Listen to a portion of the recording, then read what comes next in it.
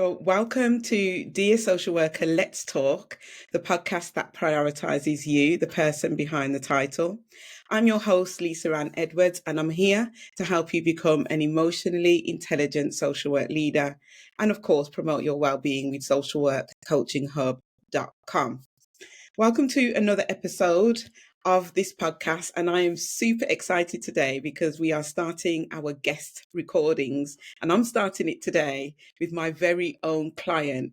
So I'm going to introduce you like this: 3 programs, 1 year, and a bucket load of wins. Welcome, Letitia, to the Dear Social Worker podcast.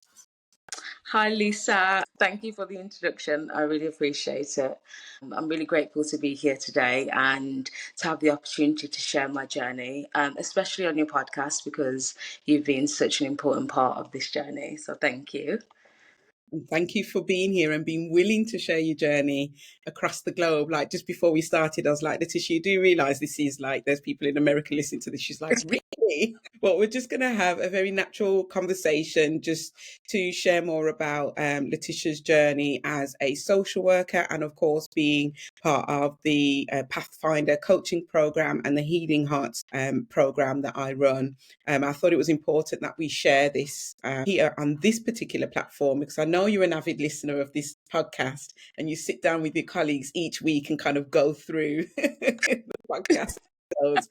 And now we're interested to see what your colleagues say. Now it's you on the podcast. So welcome, Letitia. Welcome. It's a pleasure to have you. Thank you. We're going to get stuck straight in. And I want to start with the question: what initially prompted you to seek out coaching, and why did you choose to invest in it? Because a lot of questions I get from potential clients are, oh, I don't have the money for that, right now, but they're going on holiday, or I don't have the money for that right now, we're getting a car, right? And I don't mean that in any way. If you've had a consultation with me and that's what you said to me, but sometimes it's simply about the value we're placing on things. And a lot of us equate value to an actual price. So I'm intrigued to hear what prompted you to start coaching, and why did you choose to invest in coaching 3 times over with 3 different coaching programs? Yes. Okay. So just what you said there, Lisa, I just wanted to touch on kind of like the holiday thing as well. I think sometimes when you're feeling quite overwhelmed in your day-to-day, or when you know that changes need to be made, the holiday sometimes feels like that instant gratification, that instant break, that instant self-care, that instant self-care for yourself. And I think when you think of something like coaching being over the longer term, you kind of go for that instant. But coaching is a journey, and it's a journey that is so worthwhile. And the results of that coaching journey far surpass any kind of instant gratification that you'd get from a holiday. But to get there, you have to experience it. And I think that's why it's very difficult to say coaching or holiday, or coaching or spa day. It's really difficult to make that decision initially, but once you do, you'll be really grateful that you did. But for me and my coaching journey, so I would say prior to coaching, I could convince a president, I could convince a judge, I could convince anybody that I was absolutely fine and there is nothing wrong with me. I almost convinced myself that, but that was just very surface level. I was very good at putting up a front of, I'm okay, I've got myself, I don't need anybody else. I was extremely good at putting up that front. But the internal, and only I knew what was going on inside. And it came to a point where it was starting to affect my relationships. It was starting to affect how I show up in work. It had a very big impact on mainly those intimate relationships. So the ones that are closest to me, with my friends, my family, partner. It was becoming a cycle, and it was becoming a pattern of behaviour that I just did not understand where it was coming from and why it was happening. And I knew that at that point I needed to seek some kind of support. I needed to look at what was out there, what tools I could use. And that brought me to coaching. I had some sessions with yourself as part of the Frontline programme, that was mainly looking at leadership and social work, career focused. But in those sessions, we did touch on, some personal issues for myself, and your insight into those, just the snippets of your insight into those, made me think I need this on a much bigger scale, and this is something I really could benefit with in my life. So that's what brought me into coaching. Those sessions that I had were so meaningful and had such an impact in just those 3 sessions. I thought, what would this look like if I were to continue this, and if I were to explore some of the areas of my life that I had for so long suppressed? So that's why I took that step into, okay, I'm going to try coaching. Thank you so much for sharing that, Letitia. And I think one point I want to pick up on there is that moment when you realized it could result in something more for you. And really, I'd like you to touch on what were the emotions you were going through when you were like, okay, I might have to burst open a can of worms here to get where I need.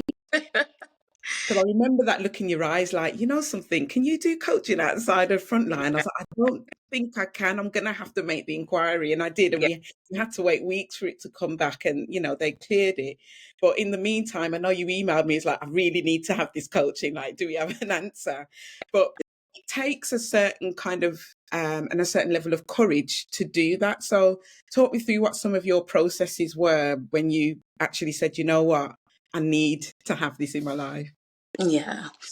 I think initially, because there were so many of what you call the aha moments in those 3 sessions that we have, that those are where you come to a realization about yourself that you hadn't thought about previously. Because I had so many of those, I was excited to learn more about myself. And I think the first initial feeling that I had was excitement. I'm ready to go. I'm really geared up for this. This is something that I'm going to be committed and excited about. But that feeling of excitement didn't last very long. And that's because the coaching journey is very real, it's very raw.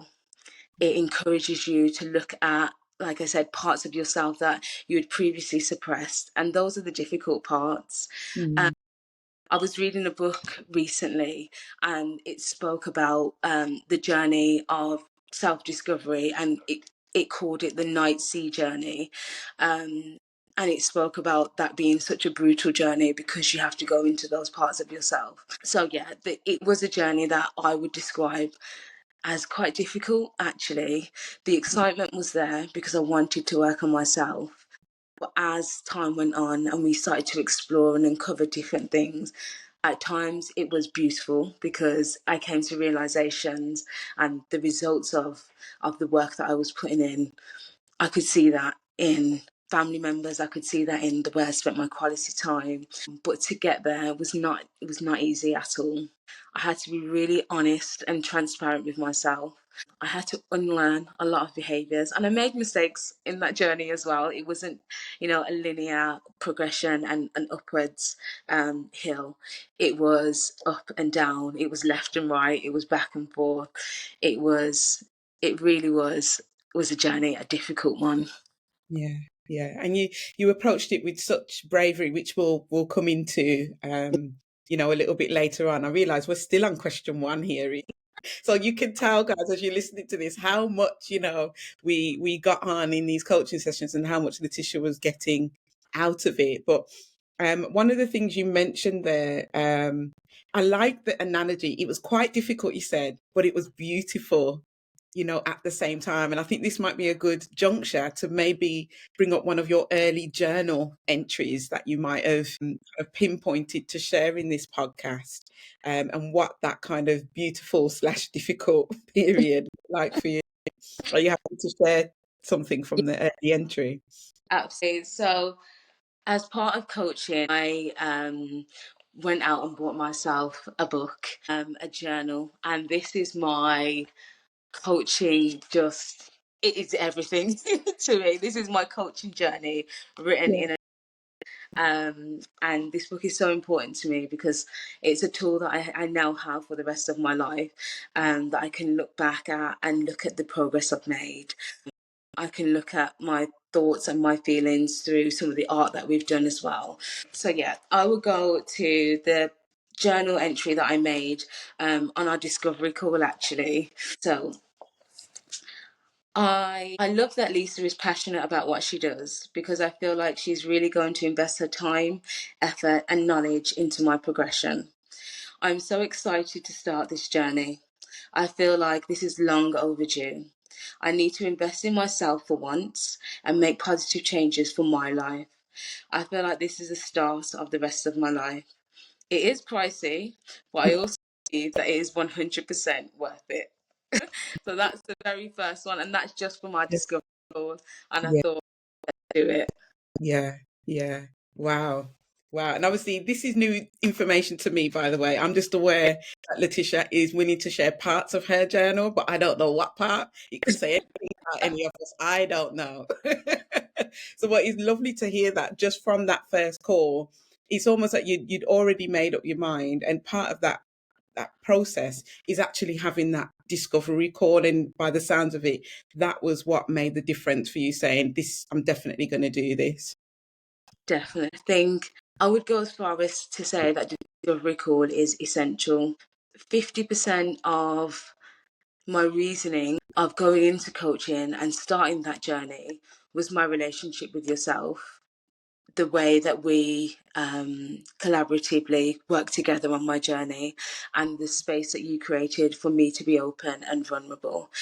If I didn't feel that that was a good fit for me, then I knew that I couldn't carry on with coaching. And knowing the person I am and the things that I've held down for so long, I knew that I needed a space that felt absolutely secure, and absolutely safe. And this was the space that you created for me. And that's the feeling I had in the discovery call. It was a lot of, this is what we're going to work on, Tish, and this is where we're going to go. This is how we're going to do things. So a lot of direction, which is what I needed.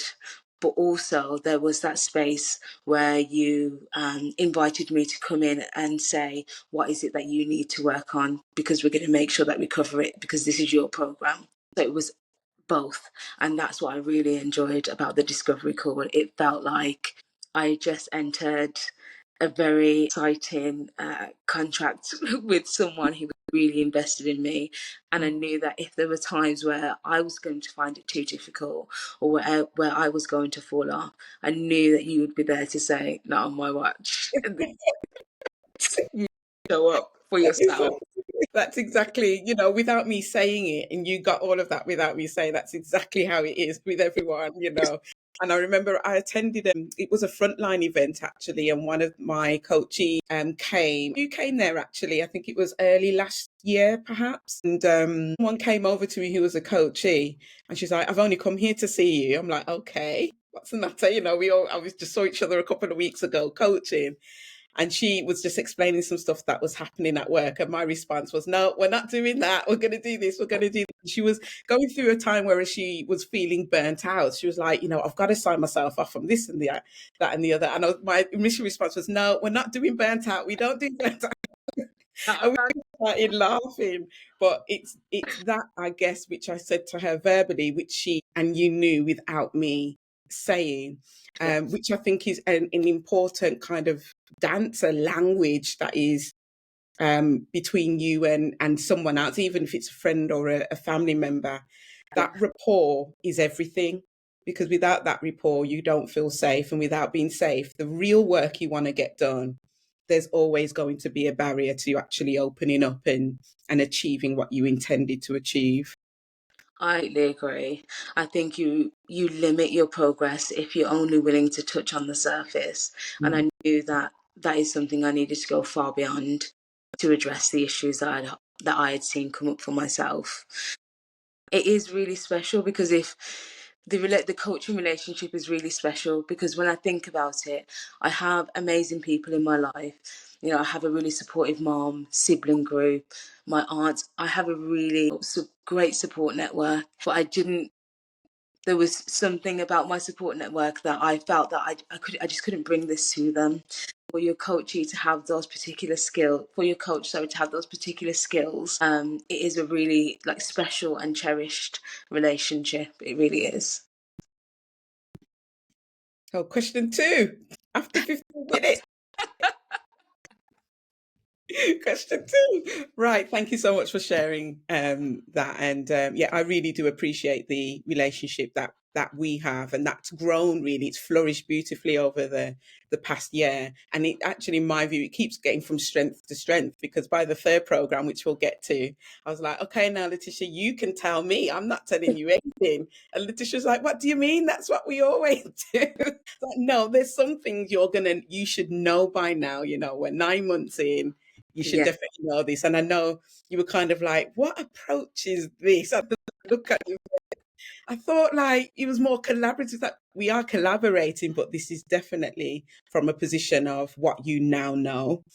So it was a slight shift. And I'd like to talk about that, because you've completed 3 coaching programs with me. So we've got Pathway one, Pathfinder, sorry, one, Pathfinder two, and then the final one, which is a 12 sessions art therapy program, which is Healing Hearts. So what made you decide to pursue each successive program and really just complete everything, and now we're in a space where you're just going to be doing a monthly maintenance program? yeah.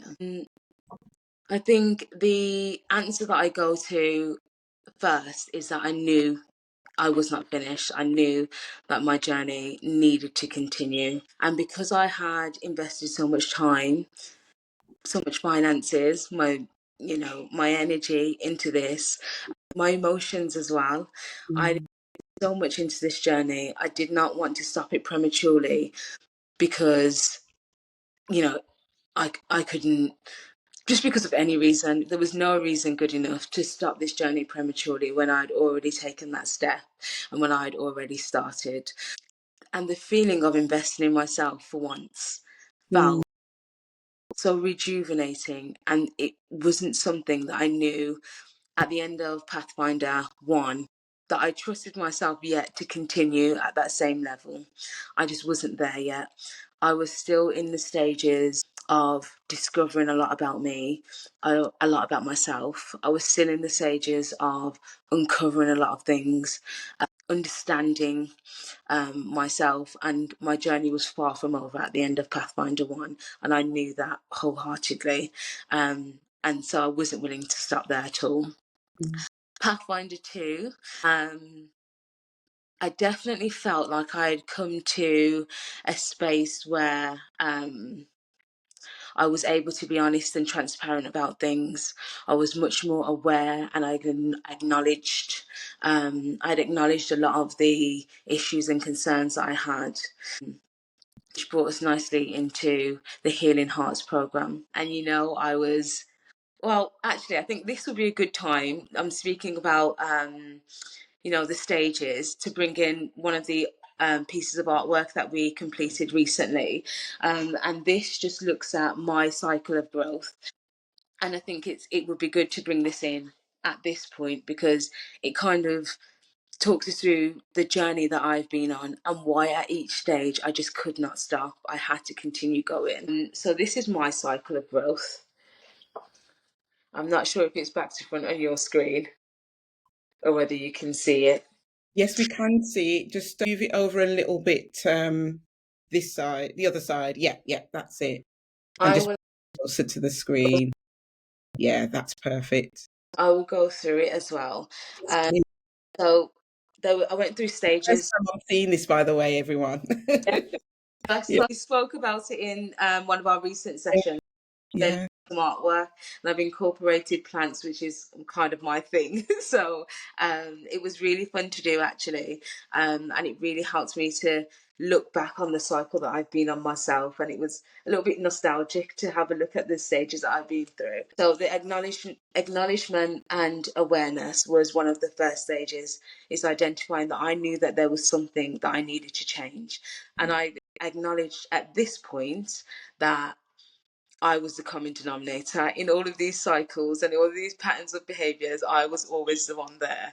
And so I knew that I needed to address this with myself. In terms that we would use these days, I was the red flag. So I knew that I needed to address some things for myself. And I was happy to do that at that point. The next stage is honesty. Before you go further, Yeah. I think we should talk to that point for Oh, someone who may feel like, actually, I might be a common denominator here. yeah. What advice would you give to someone that feels like I might be the common denominator, but I'm scared to actually look at myself? What advice would you give them? I would say that recognizing that is the best thing that you can do for yourself and the best thing that you can do for others around you. I would say at this point it's really, really important to practice and to really practice self-compassion, because you can beat yourself up thinking and placing a lot of blame on yourself for situations that have happened in the past. So I think the acknowledgement is really important, and it's really powerful because that is the start of your journey. That is the catalyst for what is to come. But also practice a lot of self-compassion. You're recognizing now and give yourself credit for that rather than beating yourself up for the actions that you did or the actions that you took when you were not aware. How did you practice self compassion? A lot of a lot of tools that I've used and developed over the coaching program, but I started off with breath work, and that is something that you don't have to be experienced to do. You don't have to know a lot about it. It's literally just consciously breathing, and I think being able to do that allows me to focus on the moment and allows me to think rationally about things. I think it's very easy to place blame and fault on yourself, and it's difficult to come out of that headspace, but just taking a second to consciously breathe, focus on the here and now. And I think that's the purpose and the reward of consciously breathing, feeling grounded, focusing on the here and now, and being able to reflect on things from a calmer point of view rather than from a place of blame or shame. Thank you for sharing. Thank you for sharing. What plant did you link to the acknowledgement and awareness? And once you share that, you can share with us the rest of the cycle. Okay.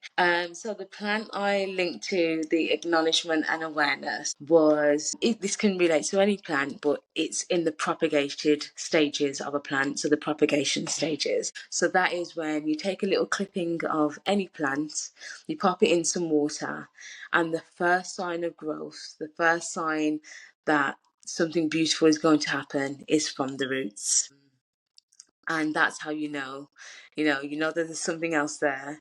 You know that there's something coming. You cannot yet see the fruits of your labor. You just know that there is something. That's the plant that I chose for acknowledgement and awareness.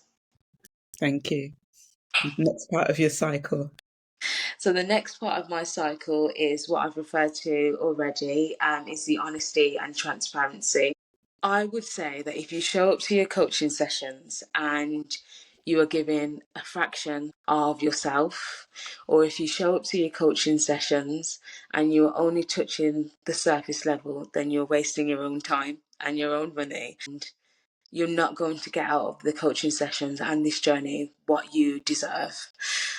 You have to go in and you have to be really honest about the parts of yourself that I will say you can be embarrassed and ashamed of. Everybody has those parts, but they can be really difficult to now know that you have them, but also share with somebody else that this is what's going on inside. I don't know how the other person is going to receive that. And again, that goes back to why the coaching journey why the coaching relationship, is so important. Because I would not have shared all of the really difficult and what I would describe as quite shameful parts of myself. And it does take a lot of courage to be able to show up to session and say, this is what I've been dealing with for years and years and years. I've not told things about me that only I've known for my 30 years of life. Nobody else in this world knows. And so you have to show up to coaching and you have to be absolutely honest and transparent. And only if you have been, but just know that you're doing yourself a disservice and you won't get all the reward and everything you deserve out of the journey if you're not. And I can't stress that enough, honestly. You have to. Otherwise, you'll touch the surface and you'll get surface level results. Yeah. You said something there that's so powerful. You won't get what you deserve out of it. Yeah, It's really powerful. So it's saying that this is something you deserve. You deserve happiness. You deserve the self-awareness. You deserve not feeling shameful or not feeling embarrassed. You deserve coming out of the other side and absolutely. actually saying, you know, I like what I see when I look in the mirror now, or I'm more confident now, or I can do this which I could never do before. You deserve that for yourself. Very powerful. Definitely. And initially, maybe you enter the coaching journey not knowing that you're deserving of those things, because sometimes self-esteem might be low. Sometimes you've gotten yourself to a point where you feel like you're at a point of no return, and maybe you feel like you don't deserve those things at that time. But throughout the coaching journey, you will know your worth, and you will get to know your worth, and you will know that actually you are deserving of all of the good. Mm, Absolutely. yeah. Yeah. Thanks for sharing. Do you have any more of the cycle that you'd like to share with us? I think I'll just touch on, so the next stage was depth of understanding. So that's, the understanding of all the things that you touch on in your journey. There's integrity and growth. So what you experience on the inside and the values that you come to form throughout the coaching journey, actually living in your truth and living in your day-to-day life, is such a relief to just be able to live as your authentic self, Mm, not having to suppress things, or not having to show up as someone different, not having to hide things. Also, with my emotions, I am the master and champion of saying I'm okay and mm, looking okay when deep down I'm not okay at all. But being able, when someone close to me, like my mom, will say to me, or my little sister will say to me, "Are you okay?" And me saying, "You know what, today I'm not okay." And mm, even if the conversation stops there, the weight of them knowing that actually I'm not okay today is lifted off my shoulders. And that in itself just improves my mood. So, yeah, integrity and growth and living in your authentic self. Then we have abundance and enlightenment. And that for me is the stage that I feel like I'm currently at. I will say that even though there's an overall cycle, every time you discover something new about yourself, we go again with this cycle. So the abundance and enlightenment for me is just kind of reaping the rewards that I've gathered over this journey. And then now feeling so very passionate about the journey that I've been on, to then share with other people, is just really special for me. Because if I am able to just impact or just encourage one person to even contemplate what their coaching journey might look like, or contemplate taking that step or giving you a call, mm, then for me that this has been a success, honestly.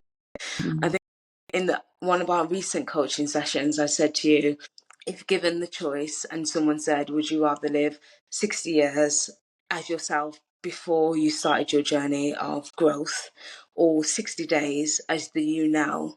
Because the quality of my life now feels like nothing I've ever experienced, I would without a doubt choose the 60 days as mm, the person I am now. And that's how profound this journey and this experience has been for me. I can feel myself getting emotional because it really has had such an impact on my life, and I will forever be grateful, yeah. honestly. Yeah. And the thing is, it's that courage that you have to show up for yourself that you're referring to there. You're inferring, you know, being willing to get that mirror up every week. And I don't think you'd mind me sharing. There were moments where you're like, you know what, I don't really want to do coaching this week. I was actually thinking that I don't want to be here because, you know, I'm going through this at the moment and coaching feels like too much work right now. But you Yeah, kept showing up, you kept showing up. And I think one thing that's the kind of foundation to all of this is just having the courage to show up for yourself for a change, because being a social worker means you are expending energy every single day. All of your emotions, all your investment is with and for other people. yeah. And I think that's the thing you said there that stood out to me was for a change. Mm, Since leaving school, I have been working 2 or 3 jobs. In college, I had 2 or 3 jobs. I have just been on the go, focusing on career or making money to be able to live, my education, which has taken a massive toll because I've just gone from college to uni to postgrad. I had just been on the go. And all of that time, I'd felt like I have, to an extent, just neglected myself. I needed to relearn about the things that I genuinely love doing, my hobbies, the things that make me smile outside of work, the things that make me smile outside of my education. And don't get me wrong, working with children and the well-being of children and ensuring that children, especially vulnerable children, get the best possible start in life will always be my life purpose. And I know that wholeheartedly. But I also needed to make that time to focus on myself and to learn about myself and just to love myself. But being a social worker, you absolutely can neglect that because you're so fiercely passionate about the work you do. It's so easy to literally, you're scheduling your self-care, work. No, work gets in the way of that today. It's sometimes it can feel like work becomes your life, and everyone kind of just fitting in around it. And I really needed to make that change. I really do make that swap. Because you show up as your best self when you are focusing. You show up as your best self in work when you are focusing on yourself. And what difference did it make to you once you'd started showing up for yourself? What difference did that make to your practice and the way that you showed up at work? So being able to support the parents and the children that I was working with. And I will say, just for some context, I'm a children's social worker. I started off in safeguarding and child protection. I'm currently in family assessment, so I work in a family assessment centre. I absolutely love my role. Family assessment is my bread and butter. I found my field. I absolutely love it. But in the family assessment centre, we spend a lot of time with the children and families that we work with, because every single day the families live in our centre. So I have contact and I get to build that relationship with them on a day-to-day basis. But that also means that they experience me on a day-to-day basis. And if when I am encouraging parents to look after themselves, I'm not doing that for myself, it feels very hypocritical. And they can also see it in myself, in my mannerisms, etc. So being able to say that and know that I'm also doing that for myself brings a level of respect to the relationship. It adds a level of rapport to that professional relationship with the families that I'm working with. And it really does just enhance our working relationship. It really does help the parents to see that, these things that I'm saying is not just work. It's not just because I'm paid to be here. It's because I truly believe it. And you can see that I do these things for myself as well. That's one of the many parts of what it means to be a social worker and working with children and families, especially in an environment where sometimes, I can see these families at 10 o'clock at night if I'm doing a late shift. So, being in that such close proximity to them, it's really important that I practice what I preach and I practice what I believe in and what I'm asking parents to do, or encouraging parents to do. Yeah, absolutely. And that's why, partly why this podcast exists, because I advocate for you pouring into yourself and personal development. I'm very much of the belief that if you are investing in your personal development, the way you show up for your practice, there's going to be an automatic link there, and that's going to increase those authentic connections with your children and families. Very much so. So when we're talking about your coaching journey, I know there were certain points of the coaching journey where I wrote you letters, particularly when we were moving from one program to the next, or when I felt like you could do with some, extra encouragement. So can you share with the listeners how these letters impacted on your experience and your progress? I can see you smiling already. I've just come to the end of my Healing Hearts program and I received a letter, and that's automatically what my mind went to. And I think it's something that is unexpected, so it's not necessarily something I was expecting as part of the journey, but also because you're so kind of, whilst you're in coaching, you're still, you know, in the hustle and bustle of the day to day, you're still at work, you're still doing these things. And when you get the letter, it really does, it encourages you to just sit down and take in how somebody else has experienced your journey, and you know what they say about, you know, someone from the outside looking in. You think you're doing well and you can feel the positive changes, but to be able to hear that from the person that has really supported and encouraged me on this journey is really special, and I really cherish those letters for the rest of my life, honestly. Hearing how you've experienced it and the points of my journey that have stood out to you, especially when you mentioned things like my commitment and dedication. I think Second to none. recognized, especially because you know the hardships that you've faced being dedicated, you know the sacrifices you made being dedicated and being committed. So I think when someone else recognizes that as well, it is really special. It is. And it's great to hear that it had such a positive impact for you. And just for context, none of my clients know that these letters are coming. I'll just do it at a time when it feels right, or particularly when we're going into a new program. And often it's kind of the right time. Letitia would be like, "That letter came at the right time today because I was having a week of it." Oh God, this week. Exactly, exactly. One question I'd like to ask you, Letitia, is around. I know in our coaching sessions you referred to other people noticing changes in you, particularly family. I thought it would be good to touch on what did they see was different about you once you did started your coaching journey. I think this was probably one of the most meaningful exercises that we did throughout the coaching journey. My family are my world, honestly. Yeah, they mean the world to me. And a lot of this journey, although it was definitely for myself, I knew that I would show up as a better sister, a better daughter, a better cousin. I knew that I would just show up, and better auntie, godmother. I knew that I would show up as my best self for them as well. At the times where, and set an example for the younger ones in my family, that to me is really, really important.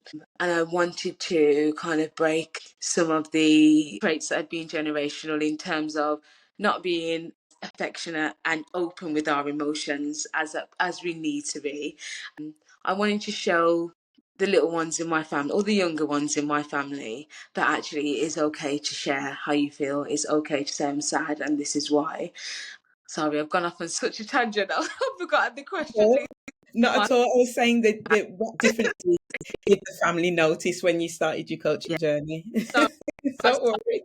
about them, and I'll just go off on a tangent because really they really do mean a lot to me. But yeah, it was important that they saw the changes in me as well. We did an exercise. It was some homework for one of the coaching sessions, actually, where you asked me to go away and speak to some family members about what changes they could see in myself. I spoke to my auntie and I spoke to my little sister. And the common theme was that they have noticed that now when I approach a situation or when I respond to a situation, it's from a place of peace and it's from a place of calm rather than me having an irrational response. And I thought that was really powerful because it shows that some of the tools that I've learned in coaching sessions, but also some of the tools that I've learned outside of coaching sessions.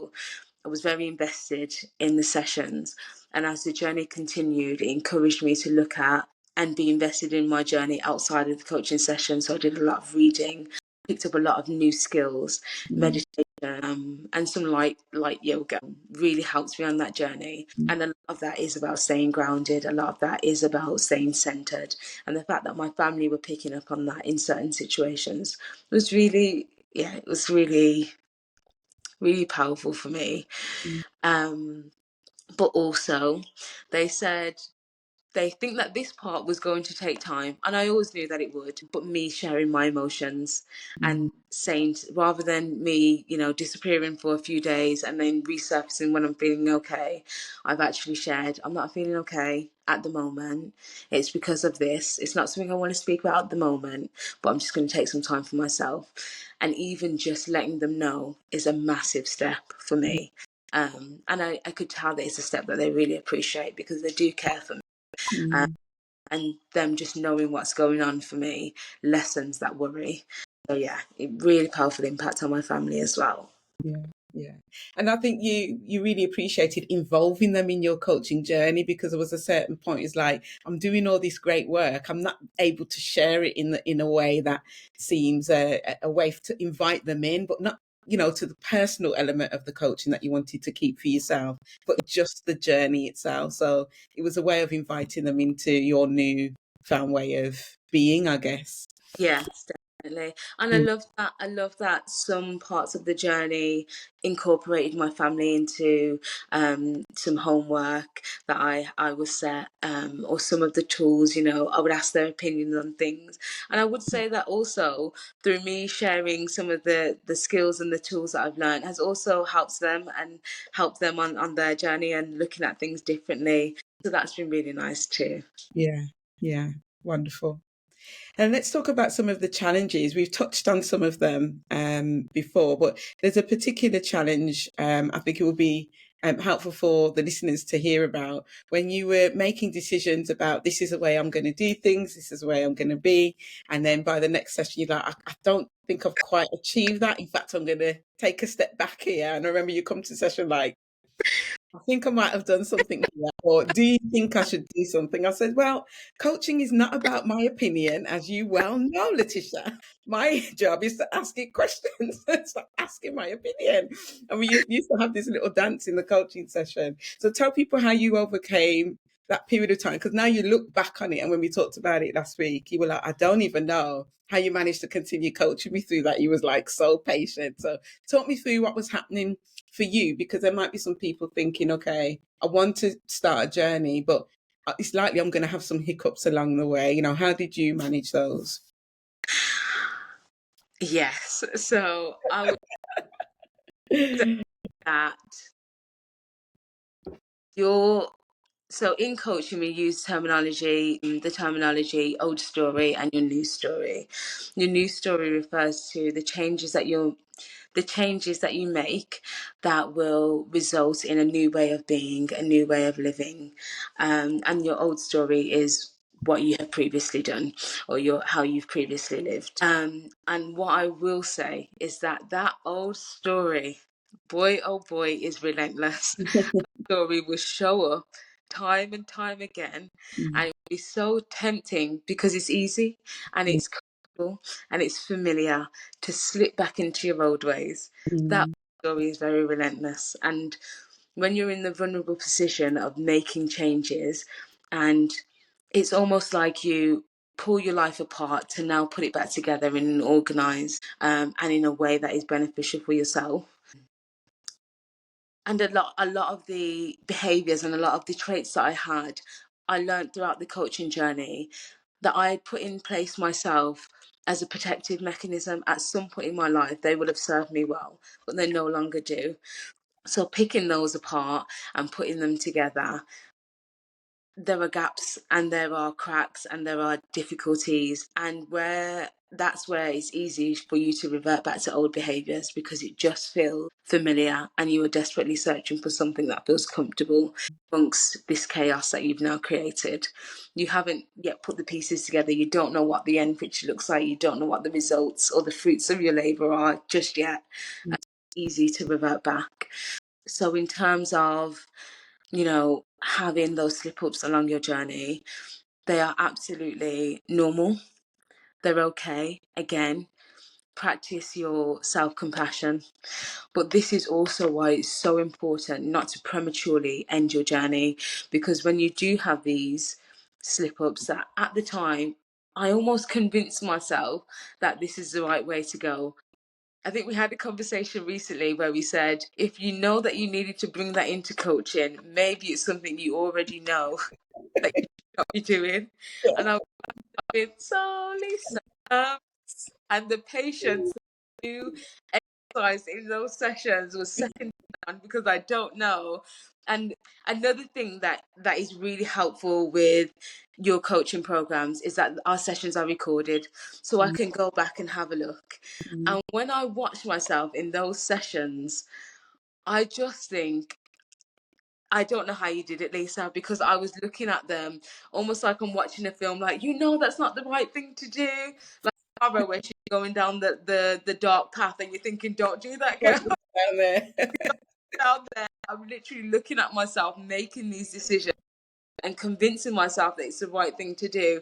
And you're saying, Tish, you use the tools that we've looked at in coaching. I'm not going to tell you what to do, but you have the tools yourself, and now this is the time to use them. And eventually I got there, but You did. those are You did. inevitable. They are inevitable, but it's the learning that you take from them.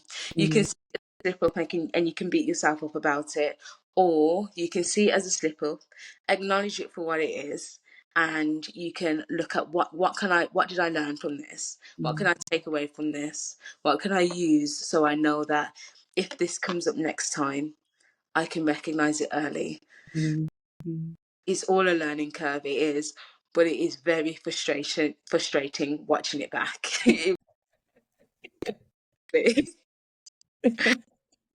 This might be a good time, Letitia, to insert one of your journal entries, perhaps if you have any journal entries that are uh, linked to any of the challenges, or looking back on the challenges, or your journey in that way. It might be helpful for the listeners to kind of hear what was happening for you in those moments. Do you Yeah. have anything? I think one of the ones that I will go to, we completed an exercise, and we spoke about this. You spoke about this earlier in our conversation, where you said, you're at this point in your journey, you're thinking, and everything should be a little bit more, it should be further along than this. And I actually wrote about that because I could feel that you were right. Feel that I wasn't showing up as my best self in that session, and I love to show up as my best self because I really want to, or as my most dedicated self, because I really want to get the most out of every session. So it was the session where we were speaking about bringing to life some of the things that I'd learned, and some of the things that I wanted to take forward, and what that would look like. So my journal entry on this one, it was the Healing Heart session one that we completed in December. So I was so, December, I oh know, my gosh. the beginning of December as well, the 5th of December Yeah, 23. yeah. So I said, I was so optimistic prior to this session, and then halfway through, my emotions got the better of me. I shut down and went blank with my thoughts. When I was completing this exercise, my answers were simple as I just began coaching. I'm so glad that Lisa brought to my attention that I should be able to give more, and that she knows that I can give more. I had to go away and think about this. I've decided to complete this as homework because I know that I wasn't showing up as my best self in this session. I will give more, and I know that I am capable of more. It is okay to not always be okay. And sometimes your best looks like 5%. Then on that day, you gave your best.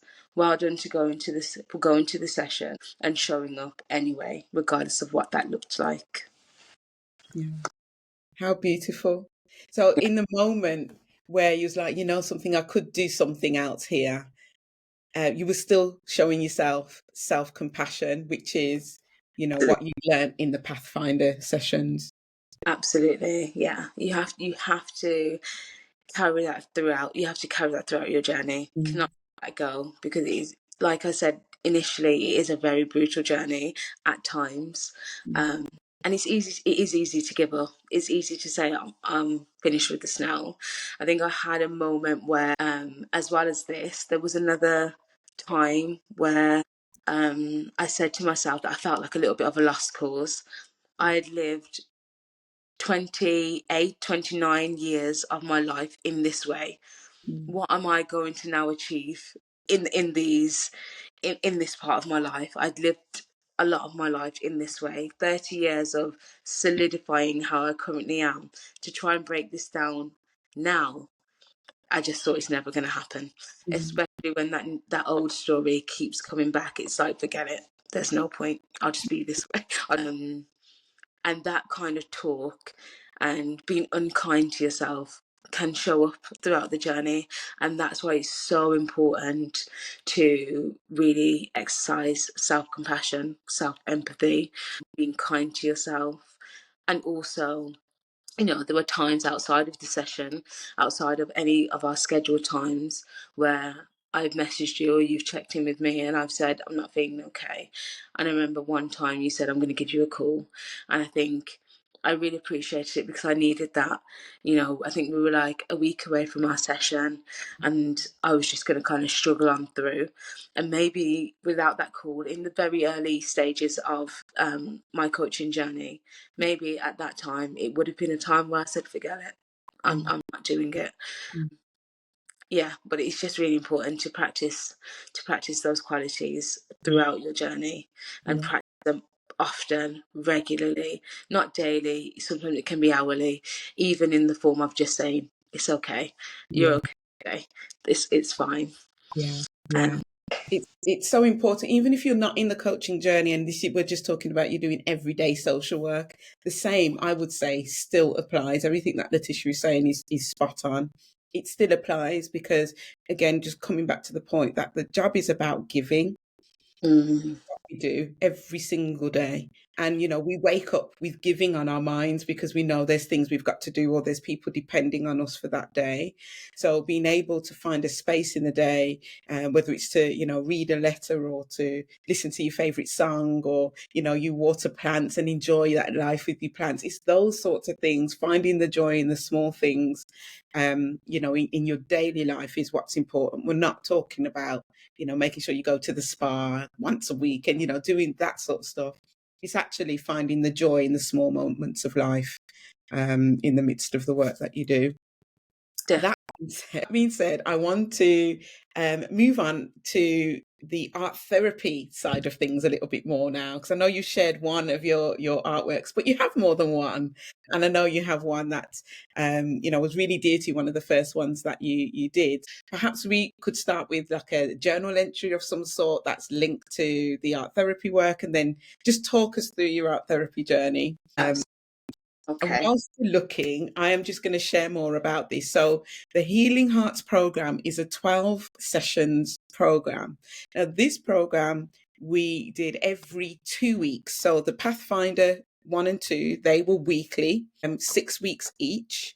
And then the Healing Hearts program was what we were calling the wean down, really. So it was going down to every other week. And in between, Letitia will be completing pieces of artwork, and we would do artwork in the session. Now, the point of this session, if you didn't know, I'm a qualified therapeutic play practitioner, so that's why I offer art therapy coaching programs. But Healing Hearts is exactly what it sounds like. That means you've completed the core programs, you're at a certain point emotionally, spiritually, practically with where you want to be. And now we're in a stage where we are consolidating everything that you've learned through art and building on everything that you've already kind of picked up. So I know this program meant everything to you. When you first started, you're like, I want to do it all. I want to do it all. It looks so good. I think that was one of your first comments. But yes, if you found that journal space, then please. Yeah. So as you said, I was very invested in it all. I wanted to do everything.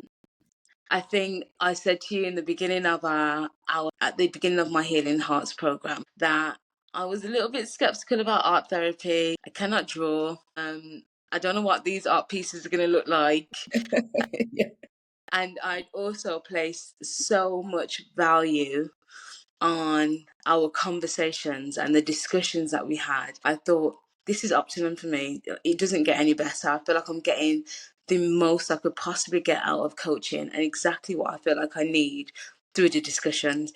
So I'm now thinking that maybe drawing and doing art is going to take away from that.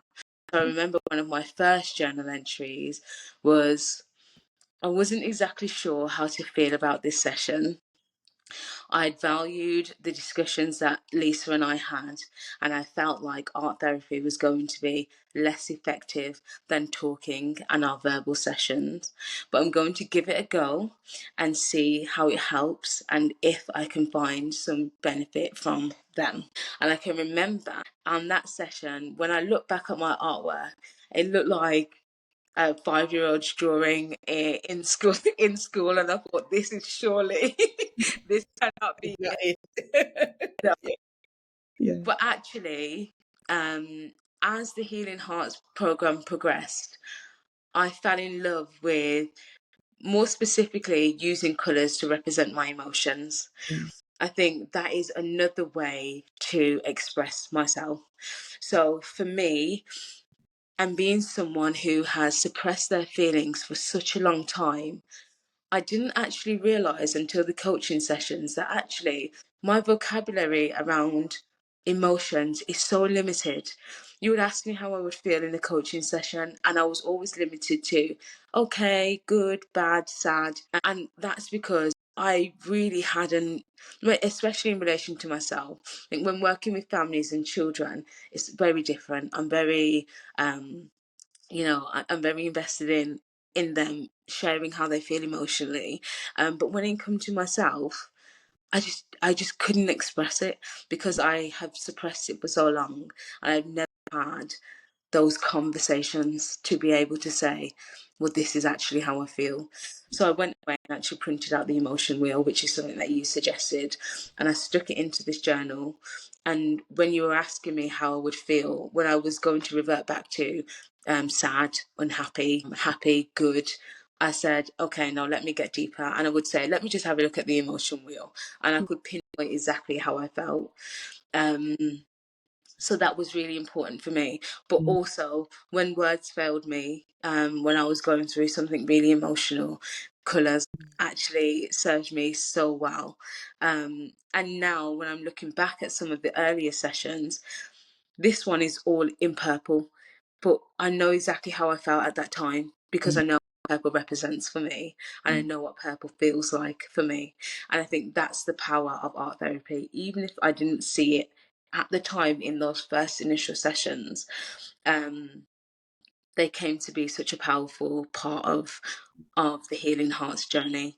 And I went from things that looked like a 5-year-old drew it, Yeah. my cherished artwork, that is what I call my journey of change and what that looks like and what my new story looks like. Colourful, adaptable, flexible, always moving, not linear, just vibrant and bright and beautiful. And this is honestly how I see my life now, how I see it continuing. So honestly, it has been a really integral part of my journey, art therapy. It was something I was skeptical about, but being open-minded will bring you the furthest and the best rewards, honestly. And I'm so glad that I was open to it. I'm so glad, because you did give me that option as well. You said, if it's not working for you, Tish, we can just go back to having those discussions. And I'm so glad I said no. I want to try it because it has had a really massive impact on the myself and the way I work with, particularly the parents and the children that I work with. And asking them if they can't express themselves and how they feel, let's just use a colour, let's just doodle and see what comes up for you. And it has really impacted the direct work that I'm able to do with children and families as well. So why would you recommend coaching to others who might be hesitant or unsure about it? Okay. Because there's so much and I could really go on for another hour. I really but I would try to pinpoint it.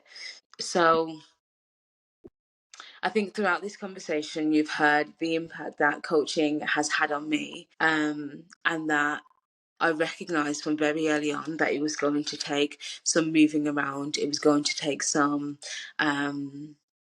some difficult decisions, and especially financially, you know, there'll be people contemplating coaching who also have a family, who also have, you know, other financial commitments.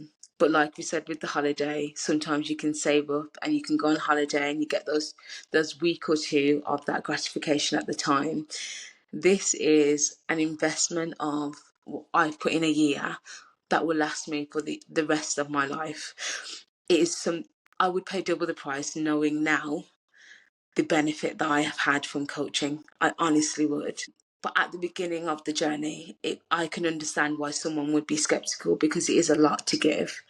But in addition to the sessions and the one-to-one time that I had with you, Lisa, being on the coaching journey and being a part of the Social Work Coaching Hub, you feel like you're a part of a community. And there are a lot of resources that you can then channel and that you can use outside of coaching to support you on your journey. You never feel alone. And that's testament to the relationship that I built with you, but also to the people that you've introduced me to the events that you put on, putting me out of my comfort zone. I came to your last event alone. Um, Mm. and I wasn't sure how that was going to go, but actually I had some amazing conversations with a lot of new people, social workers in different fields, and it was a great experience. I really enjoyed it.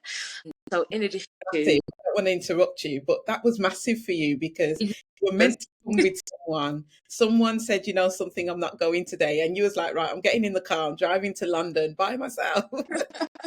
yeah, I'm going to park and do the whole thing and come. And when yeah, you came, it's like, hello, Letitia. It's like just brought you in immediately. I think I introduced you to some people and I didn't see you again really until the end. You were just gone with everyone, which was lovely to see because yeah. I know you're like, social, social. But actually, you just got straight stuck in there considering it isn't kind of your go-to way of socializing. Absolutely. And I met so many fantastic people. It was so inspiring to hear the panel speak. And it was just such a well rounded, wholehearted experience. I really enjoyed it. So, yeah, going to those events, you know, it really does bring you into a community, being a coachee. But also, you know, I've spoke about the relationship that we've created and the safe space that I felt like I had. I have many safe spaces, but not quite like our coaching space, where, like I said, you know things that for 30 years only I've known. And so, yeah. And so, you know, the phasing out of the program as well was really important. We went from weekly to fortnightly, and now we're moving to monthly. That was absolutely essential because I think I really, in Pathfinder 1, I absolutely relied on those sessions. There would be times where I wouldn't make a decision until I'd been to a session. Whereas in Pathfinder 2, I felt confident enough to make those decisions, and then discuss what that looked like after. And in Healing Hearts, it was reflecting on all of that I'd already done myself. I'd already had the confidence, the tools, the knowledge, and then it's just about that reflecting space. And that's how I knew, okay, I'm ready to drop it to monthly now. But in addition to that, like I said, you have the discovery call, which is really helpful. You have your own individualized program. And for me, this was what kind of, I looked at different methods of support and help previously, so therapy and things like that. But having the program for me was something that set it aside from other methods of support. So we have a program that sets out, this is what we're going to focus on over these next 12 weeks, over these next 16 weeks, or whatever that looks like. This is the focus for that session. So I know that when I go into that session, this is what I'm going to be looking at. This is what we're going to be reflecting on. There was still flexibility in that. So if something could happen that week that was, you know, overwhelming or something that I really needed to unpick, of course, there was flexibility because, as you said, it is your program, Tish. But actually having that program there and having it set out what it will look like, that added to the encouragement, that added to the commitment, because I knew, you know, I'm working on the things that I actually need to, and my input was also in those programs. The tools that we used and the new things that I was introduced to. So the wheel of life, and I just wanted to touch on that a little bit because I completed that at the beginning of Pathfinder 1, and then again at the end of Pathfinder 1 / beginning of Pathfinder 2. And being able to see my growth and development in such a tangible way was so promising. It makes you feel like, okay, this is not for nothing. I can really see in these areas the improvement that I've made. And I just wanted to touch on that a little bit more because I had completed 2 sessions from the Wheel of Life. The first one was on the 7th of August in 2023, and the second one was on the 8th of October 2023. And in terms of the personal growth section, I've said my reflection was this area of my life has increased significantly. I've been actively working on myself. I know that this is working because my life at the moment feels uncomfortable. I'm being open with my feelings, having those difficult conversations, reflecting often, and being more intentional with my decision making. The decisions that I'm making at the moment are serving my new story, and I can feel that I am being more vulnerable, which in turn is more courageous. New things, even if better for you, take a period of adjustment and putting things in place. Sometimes it's difficult at first. Sometimes then when it becomes a new and better way of living, you know the reason for completing it. Nothing worth having comes easy. And I think having those, I would never have come to that conclusion without having the tools that you introduced to our coaching sessions. We had an exercise where we looked at my core beliefs, where you encouraged me to ask myself questions, to think about why I'm actually doing something or why I'm making the decisions I'm making. Things that I use on a day-to-day basis without even thinking, reframing, the sphere of influence. I'm always thinking when I'm getting myself worked up or overwhelmed or stressed, what is in my influence? Can I influence this? Is this out of my control? And that really does support my decision making around around that particular situation. And that more so is so helpful when it comes to work because I can concern myself with every little thing, every little aspect. I can blame myself for a lot of things that happen in work. And I think that contributes to the stress feeling that you feel at the end of the day, not being able to unwind, not being able to leave work at work and come home to your safe space. It becomes merge. But thinking about what is in my influence and what's in my control and what's not in my control has really supported me being able to leave some things till the next day. Nothing bad is going to happen if I take a second for myself. Yeah. I don't know why as social workers we think something will. I don't know why it's a blanket thing like to do this now. It's like actually there's no one in the office now, or the courts are closed. You could do it 9 o'clock tomorrow. And that's the nature of taking my laptop home as well. Sometimes I can bed and think about something and think I have to do that right now. Then I think actually what's going to happen between right now and when I wake up at 6 or 7? Nothing. I can do it then. So it's really helps me in that aspect, and also that then in turn helps how I show up in work the next day and how I support the family and the families and children that I work with. Yeah, absolutely, absolutely. And thank you so much for, taking the time to share some of your journal entries and kind of go into the detail of this program. I know this is really going to help someone thinking, not just whether they should do coaching or not, but also hearing about how pouring into themselves in some form, even if they don't take up coaching, is going to help their practice and help them on that journey. Absolutely. One thing we haven't mentioned, I'm going to take a couple steps back, if you don't mind. Yeah. One thing we haven't mentioned, which we must mention because we spent quite a bit of time of it at the beginning, was the work that we did around attachment and your attachment style and how that was impacting you, others, how it changed over time. What's your view of that now? If you don't mind sharing a little bit, if you're able to share any form of example, that would, I think, be really helpful for the listeners. Definitely. This attachment, obviously, we use very often in our day-to-day work with in social work. As social workers, we often look at what attachment might be at play with parents and children. But for some reason, never have I turned inward and said to myself, what attachment style do I have?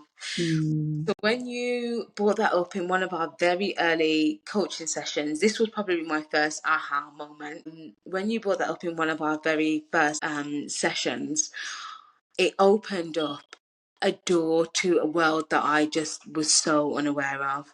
There were so many answers in this room that I had never explored before. Looking at my attachment style and how that comes into play and what that looks like with my close relationships, so family, friends, partners, etc. It was just so profound in understanding why I navigate certain situations in the way that I do. Mm. I became so invested in my attachment style. And I started doing a lot of reading around it. I started, being more conscious and more aware of how that shows up in my day-to-day relationships.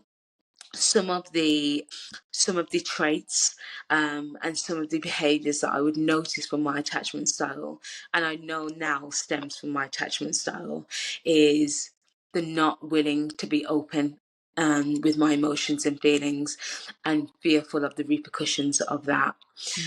Not feeling like I had anyone, or not easily being able to depend and rely on other people, and almost feeling like if I were to let my guard down, if I were to let somebody over that wall or break down that wall, Mm.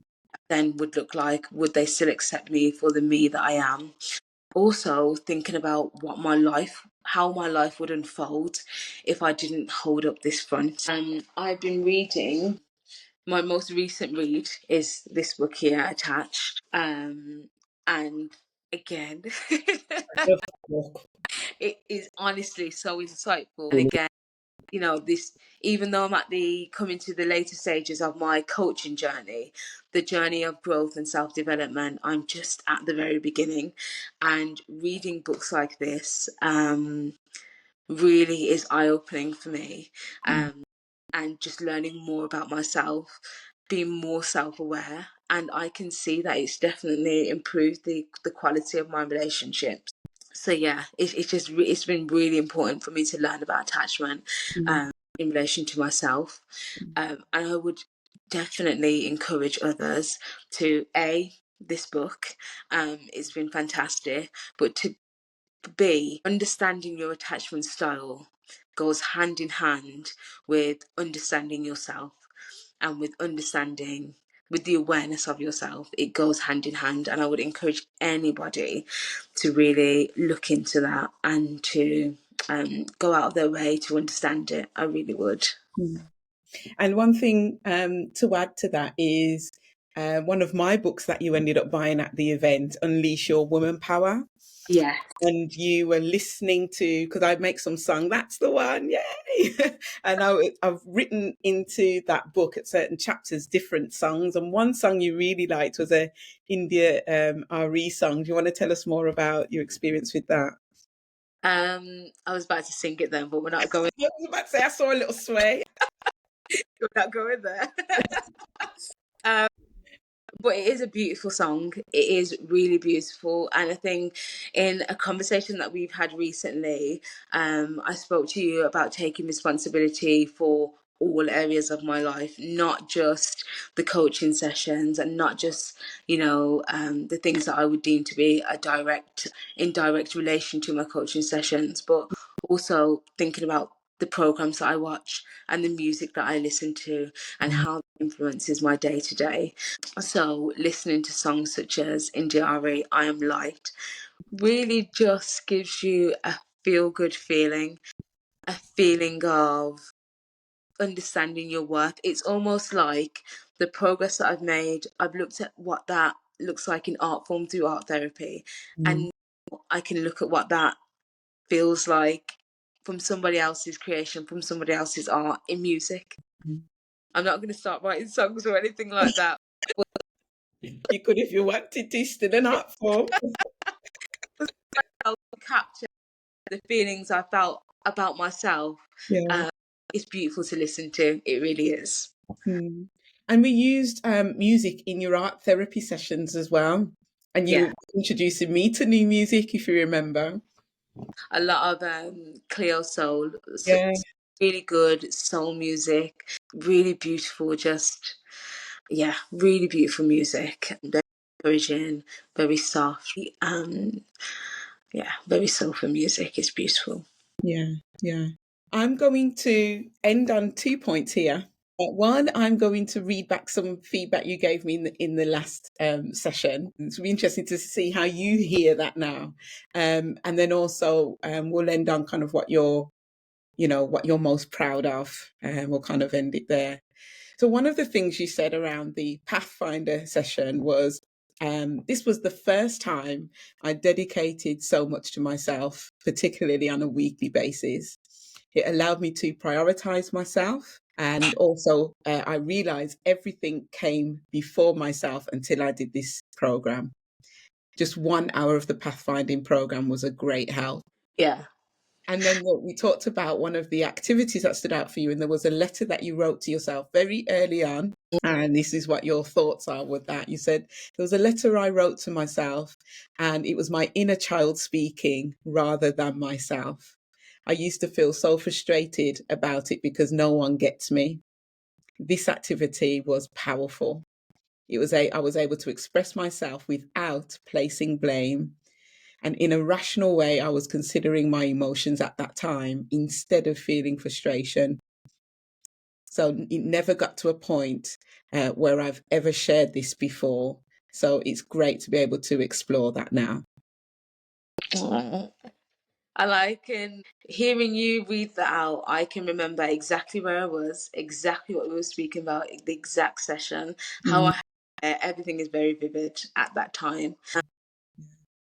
And I just needed to take a second there because I know the weight of the session that we had. mm, And I knew the weight of the session that we had and the weight that was then lifted from me after that session that I've never felt again since then. Oh, that inner child just need nurturing. She mm, needed a lot of nurturing, bless her. Yeah, mm, I'd neglected her for so long, but she needed mm, nurturing. She needed to be heard. She needed to be acknowledged, and that session was the catalyst for me doing that. mm. And as you say, from that session, it's never been raised again. It's never been something we've really talked about again or revisited in any way. We did the reflection on it, and you've just been able to open that door, which led you to healing. Yeah, absolutely. Yeah. What you said about the Healing Hearts program, so those were the Pathfinders. Some of your thoughts on the Healing Hearts program. Something you've mentioned today is that you've taken up the Healing Hearts program because you knew the journey wasn't over. And you wasn't ready to finish. You knew you still needed more. You were grateful you learned a lot about yourself and taking a genuine interest in yourself, which is massive, saying that, a genuine interest in yourself. And then we joked about you got your new notebook and you started doing breath work and yoga and you felt it and all of this. You're like, I felt it, so I got my page, you're so pleased. But then you were talking about, as you've mentioned, being mindful of what you're absorbing. That's when we talked about using song. And then you talked about therapy. And then you were saying that therapy just seems like a very laid back way of approaching some of your life challenges. And it's not, for you, you didn't feel it was a space to think deeply. Actually, what have I got here? Sorry. It wasn't challenging enough. Yeah. Yeah. And I'll just speak to that and say, it's not that I feel that therapy is just unhelpful, full stop. But for me, and at the point that I was at, I tried it, it didn't work. I was very stubborn at the beginning of my journey. And like I said, I needed something that was much more direct, someone that would hold me accountable and give me the hard truth. And that's why coaching worked extremely well for me, because if I were to say, it's not something I'm willing to explore, it's, well, why, let's unpick that and let's see. It was just much more direct. And Mm, for me, and in the stubborn, strong-minded self that I was, I needed someone to challenge me. I couldn't have someone say, you take the reins, because I would say, just nothing else really. It would have just at the tip of that iceberg. Yeah. Maybe therapy would be helpful later down the line in my life, but at that time, coaching is definitely what I needed. And lastly, what difference has coaching made overall? I know we've talked about that, but I want to pinpoint a few things here. He said, I feel much more in tune with myself. Absolutely. When I have situations come up, I can reflect on my own behavior and reactions. And before I get to a certain point, I can stop myself. He said, my friendships have grown, and my friendships and family relationships have grown strength to strength. And I'm now choosing myself so much more than before. And I have much more gratitude for the things I have in my life now. Absolutely. Absolutely. I just wanted to share about gratitude Mm, and the impact that that has had on my life, and how I've been able to cultivate that in other areas of my life through coaching. So I read another book recently from Brene Brown, The Gifts of Imperfection, and she speaks about gratitude being one of the common traits amongst people that she's worked with that live a wholehearted life. And gratitude for me has been the day-to-day practice that has been the most impactful. So I'm not speaking about gratitude for the big and unexpected things like winning the lottery or something like that. I'm talking about the gratitude for the everyday, very familiar things that are easy to take for granted. So mm, I'll wake up in the morning and I'll just be grateful that I'm warm and in my bed. mm, I will go downstairs and the plants that I see every morning, I'm grateful that they're still healthy and um, thriving. I'll call my mom and I'm grateful that I'm able to have a phone to do that and have easy access to her. It's the everyday things that someone would see as mundane. Practicing gratitude for those gives mm. your life a light that just can never be dimmed. Yeah. Can be dimmed. Mm. And sorry, I know that we're going on, Lisa, but this part is really important. So the gratitude that I had stemmed from my nan. So in 2019, I moved in with my nan and we lived together. She has that typical kind of household, typical kind of Caribbean household. She's got all the plants and the crosses on the walls. She's got the cabinet with all the things that you just cannot touch. The tin with no, it's with sewing stuff inside. Very typical. Um, and that was just before the pandemic. My nan became very ill during the pandemic. Fortunately, we lost my nan, but I remained in her home. And my nan, for years and years, tens of years, decades, had been growing her aloe vera plant. And it is now absolutely just the gift that keeps on giving. Lots of little aloes here, there, and everywhere. I have to keep pulling them out and replanting them. But when she passed away, there was a lot going on for us at that time as a family, and the plant began to wither, and I could see it day to day, and I so desperately was trying everything to kind of get this back to life, because for me this is such an important part of keeping my nan, in my mind and in my heart. And I tried everything, and I'd come downstairs, it looked sad, it would affect my whole day. And then one day I came down and I saw new growth in this plant pot. And the next day I came down and the leaves were starting to lift. And I never felt gratitude like that in my life. And I said to myself, I will never take these plants for granted again. I will love them like anything that I've ever loved, like nothing I've ever loved before. And I will cherish them and I will give them my all. And I know that that's where my gratitude stemmed from.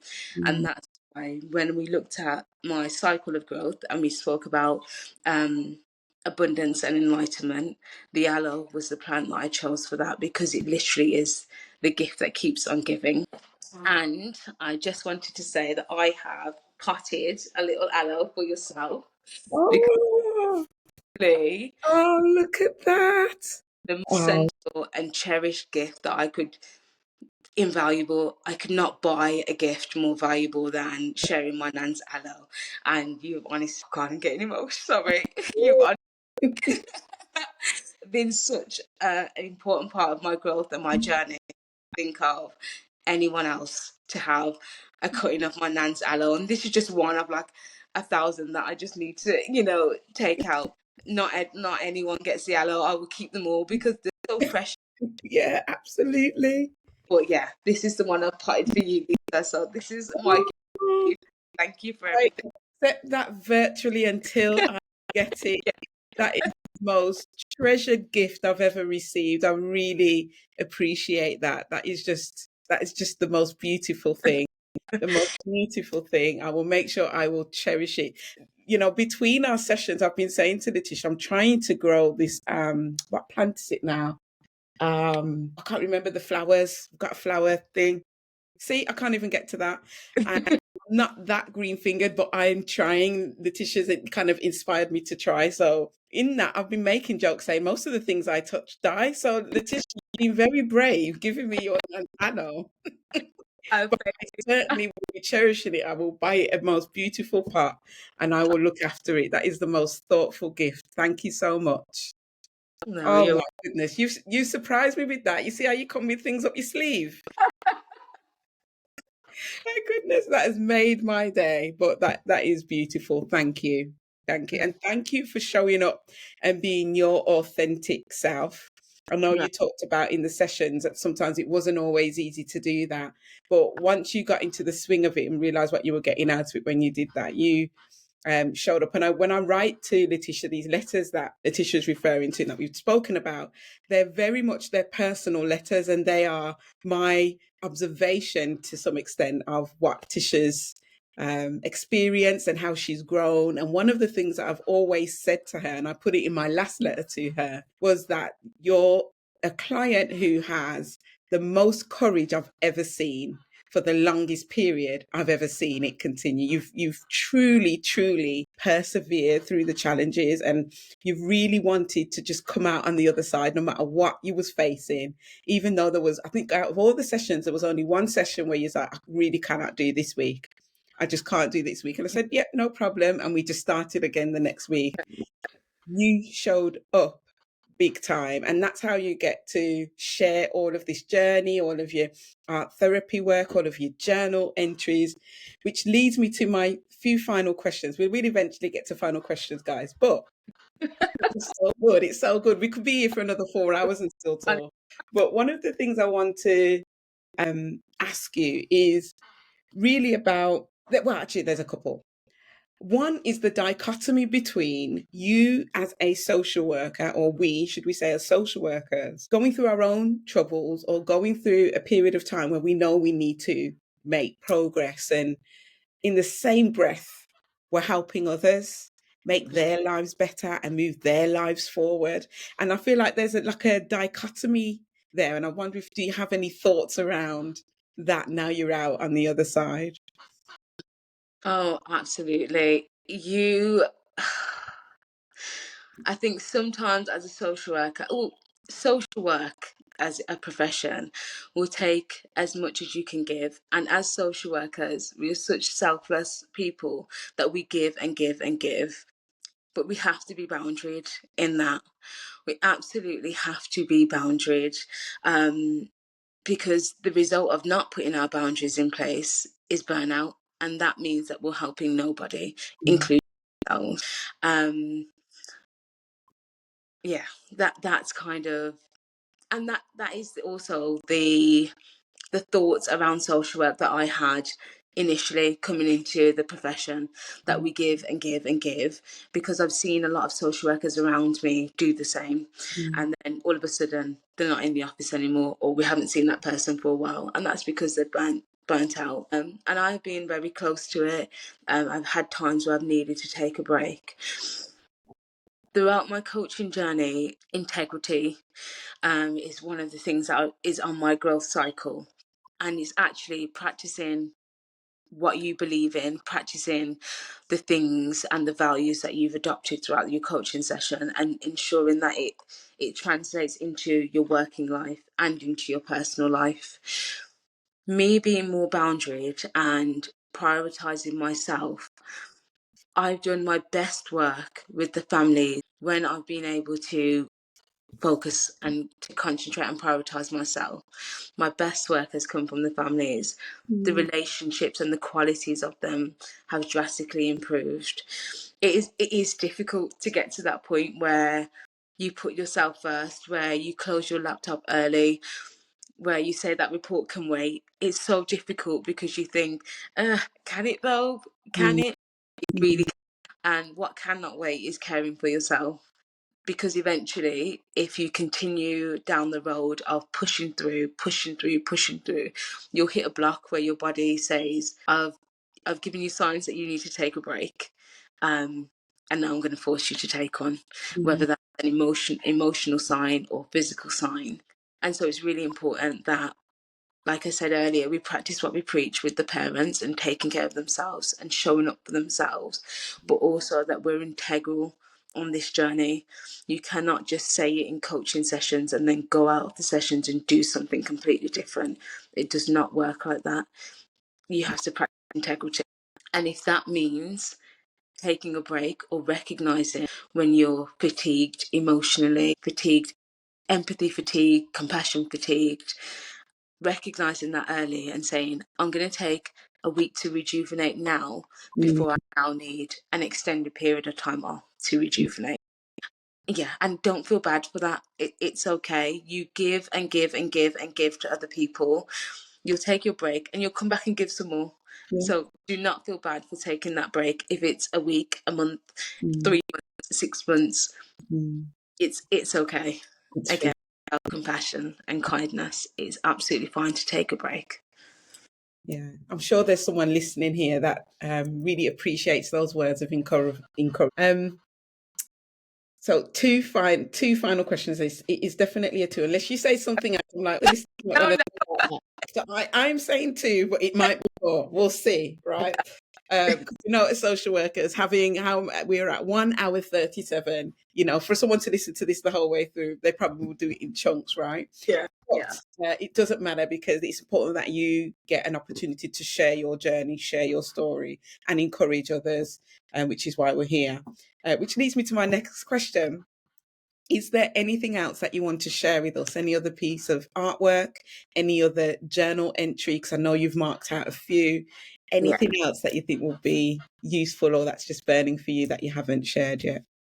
Ooh, I think because I think we're at like over an hour now, almost two, because I've shared. I've wanted to make sure it's really important for me that I gave this journey justice, and I really shared it in all of its light and all of its glory, and that's why I've said along the way, Lisa, can I please just share this? I know it's not part of the question, but I just really out because it was so important to me.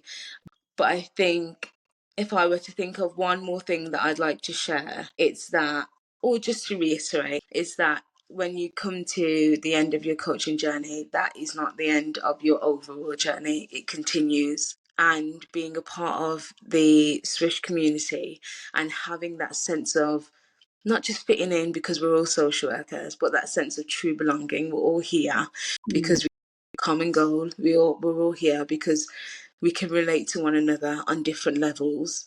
Yeah, it's been a really important part of the journey, and part of the journey that's encouraged me to continue going and to continue on, really. yeah. Thank you, Tish. What are your three most proud moments over the past year of your coaching journey? And that is my final question. Okay, so we've spoke about some of these in our discussion, so I'll just touch on them. But for me, it's the courage and expressing the vulnerability needed to be able to even take the steps to start this journey. Mm, It's really been difficult, but my perseverance and commitment throughout the journey, I agree with you, has been second to none. mm, I've really shown up for myself mm, throughout this journey. I really have. So my commitment and dedication to the journey is something I'm extremely proud of. Opening up and being vulnerable in the sense of sharing things that only I've carried the weight of for 30 years and they had become heavy. Cutting some of those ropes that tied me to the anchor that was holding me down, sharing those has really had an impact on my life and has really lifted the load and has enabled me to be able to focus on other things and live in what we call my soft girl era. And I love that for me, I honestly do. yeah. Yeah. And something else I'm proud of is getting out of my comfort zone, Mm. being open-minded to all ways of supporting myself and what that looks like. Getting out of your comfort zone and being open-minded opens doors that you didn't even know could exist for yourself. And meeting a lot of new people, making a lot of new connections, even thinking about things outside of the box for your own life. Mm. Work, and like I said, my life's purpose is working with children. I know that for a fact. But I'm looking at how else and what other vessels I could use to fulfill my purpose. And saying that feels very scary. Building the courage that I have over my coaching journey makes it also feel exciting, and makes me also say it's scary, but I'm going to do it anyway. Yeah. Okay. You happy for me to share my 3 standout moments? Yeah. Okay. You got surprises? I got surprises. Okay, so number 1, I've always said this and I've just said it, but I'm going to reiterate it. Courage, perseverance, dedication, and commitment. I'm putting them all in one, from session 1 up until the last session, up until we're going to be starting the maintenance, which are our kind of monthly sessions. It's been second to none. Can't fault it. Even when you didn't feel like showing up, you did. Even when you wanted to give up, you didn't. You can't fault it. It's spot on. So I just want to reiterate that. Number 2, you might be surprised at this. And these are standout moments. These aren't, the question isn't the same as yours, as in what you're most proud of, right? A standout moment for me was the letter that you wrote to yourself in one of the early days, the inner child, because the moment that happened, that was one of your biggest breakthroughs. And I felt that through the letter. I felt that when we did the reflection. And even now, as we say, it's not something that's revisited. And that's because healing has happened. So that, I would say, is a standout moment. And the third one is actually your first art therapy piece. So that would be the second piece of art that you showed us today, with all of the colours and the vibrancy, because you really took to the art therapy in a way that I think even surprised yourself, how much actually you could get out of it, what it meant to you, and that each stroke, each colour meant something. It had value and meaning, and the way that you were able to articulate what that piece of artwork meant and your intentions for that artwork. I'm going to make sure I put it up here, and I'm going to do this, and all that element showed me your, again, coming back to number 1, your perseverance, your dedication, that you've put into this whole program, really, from start to finish. But that was a standout moment, not just because of what you produced, but what it took to produce that piece of artwork. It was the first piece, and you really spent some time putting it together. You've done this outside of sessions, just so everyone understands. These are not done, the big pieces of artwork aren't done inside of sessions. We do small pieces inside. So this was a big one that you did in your own time, ready to, show at the session. And you truly showed up for yourself with that piece of artwork. And I think that's just a piece of artwork that has so much value for you now, that the way that you described it when you showed it to us really is the optimum and the epitome of your whole experience. So congratulations to you. You have got exactly what you set out to do. Definitely. Thank you, Lisa. I appreciate it deeply. I really do. And thank you so much for my plants. I'm already going to be planning in my head, when am I collecting this plant? Where's it going to go? What's the plant pot? I'm going to name it and everything. I'm going to look after it. And it's such a thoughtful gift for you to do that. It really is. I'll well up after we've started recording. No, really, very much thank you. And thanks for being so open and candid here, on this platform. No, you're welcome. Thanks so much, Lisa. God bless you. You too.